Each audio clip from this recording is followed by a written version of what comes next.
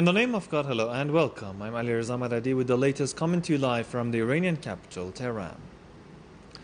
Leader of the Islamic Revolution Ayatollah Sayyid Ali Khamenei, in a message to Army Commander Abdulrahim Musavi on Tuesday, extended his condolences on martyrdom of brave naval forces on Konarak vessel and wished the bereaved families of the victims strength and recovery for the wounded.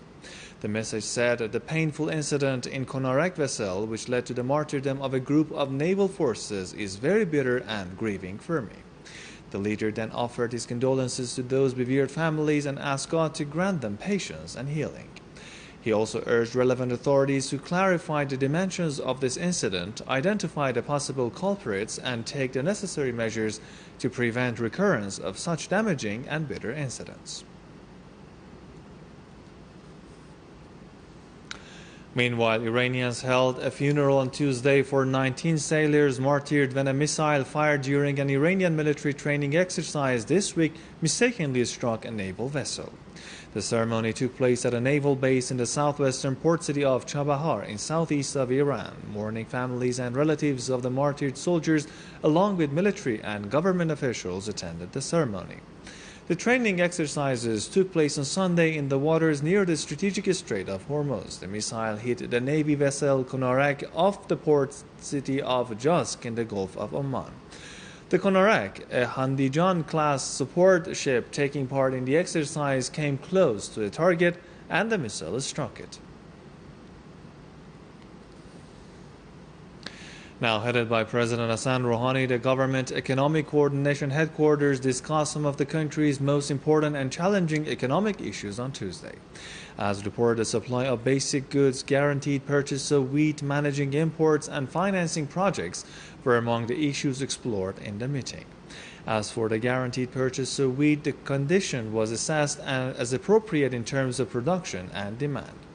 In the meeting, it was also decided that necessary coordination between the Ministry of Industry, Mining and Trade and the Central Bank of Iran will be made so that the imports will be planned in such a way that the domestic production won't be disrupted, while the goods needed by the people will be supplied. Iranian President Hassan Rouhani has called the role of people's cooperation in controlling coronavirus and providing the necessary materials in various sectors very important, and emphasized that Iran's success in fighting the coronavirus pandemic undermined biased judgments against the country, the governing system, government, and management of Iran. President Rouhani, in a meeting with officials of academic and seminary institutions, referred to the successes achieved in various parts of the country against coronavirus, saying, of course, the spread of the disease caused damages in some sectors, such as to the aviation, transportation, tourism, and many other sectors, something that requires comprehensive efforts to compensate.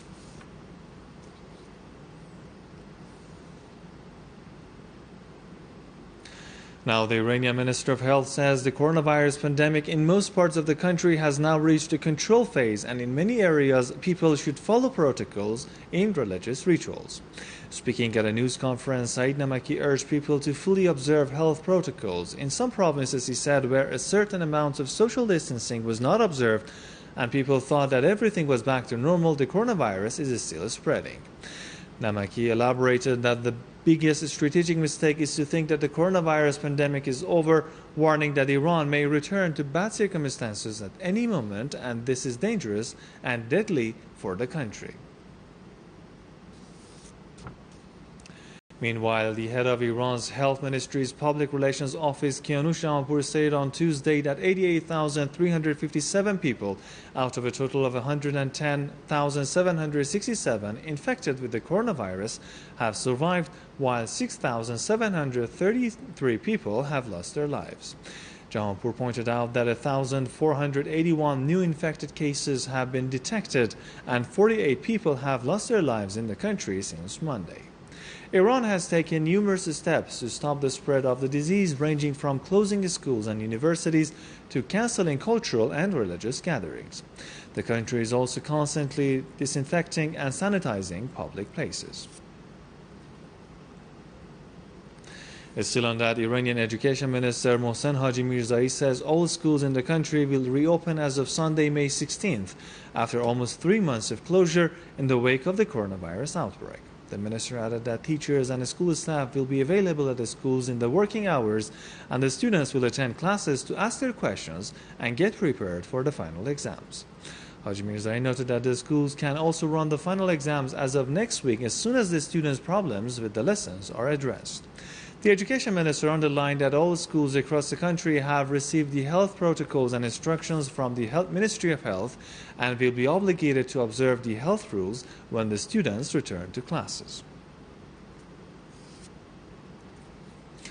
Moving on, in a ceremony participated by Iran's Vice President for Science and Technology, Surenas Attari, in Shiraz, in Fars province, a domestically produced neo-test kit for coronavirus was unveiled for the first time. The Iranian nano-test kit is manufactured by knowledge-based companies and can diagnose the virus in 30 seconds. The Islamic Republic of Iran has currently started exporting ordinary coronavirus diagnostic kits to a number of countries, including to Germany and Turkey. In line with its humanitarian aid, the Islamic Republic of Iran also donated cargo containing 5,000 coronavirus diagnostic kits to Afghanistan and Lebanon.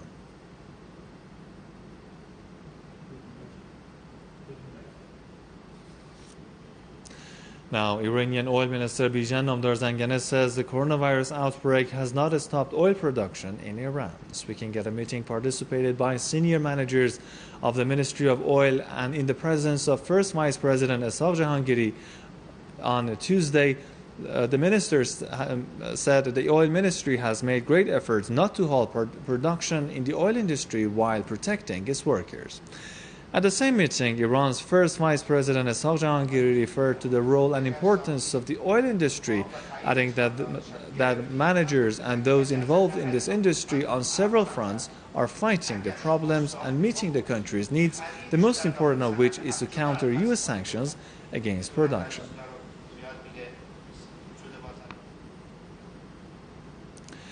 Iranian lawmakers approved a double urgency bill on Tuesday that will take due measures toward the Zionist regime of Israel's plot against international and regional peace and stability.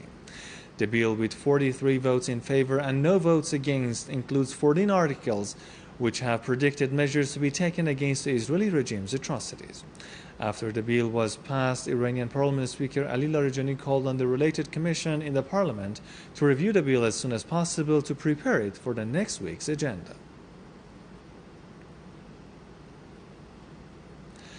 Iran's First Vice President Esaq Jahangiri has called for developing non-oil exports as the only way for realizing the motto of surge in production.